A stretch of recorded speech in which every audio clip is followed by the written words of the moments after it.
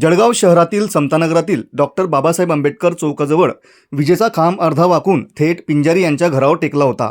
याबाबत नागरिकांनी महावितरणकडे वारंवार तक्रारी केल्या होत्या। नागरिकांच्या तक्रारींकडे महावितरणने दुर्लक्ष केले होते। हा खांब लवकरात लवकर काढावा अशी मागणी सामाजिक कार्यकर्ते आकाश सुरवाडे यांनी केली होती। या संदर्भात मंगळवारी पोलीस चौफेर न्यूजमध्ये बातमी झळकल्यानंतर महावितरणला जाग आली आणि तात्काळ हा जीवघेणा खांब हटवण्यात आला।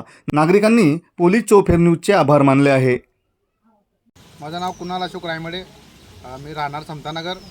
तर समतानगर इथं नागेश्वर कॉलनीजवळ जब्बार पिंजारी यांच्या घराजवळ तो इथं विजेचा खंबा होता, लाईटचा चालू खंबा होता। त्यांना खूप म्हणजे त्रास पण होता आणि त्या घराचा म्हणजे खूप हे होतं तिथं।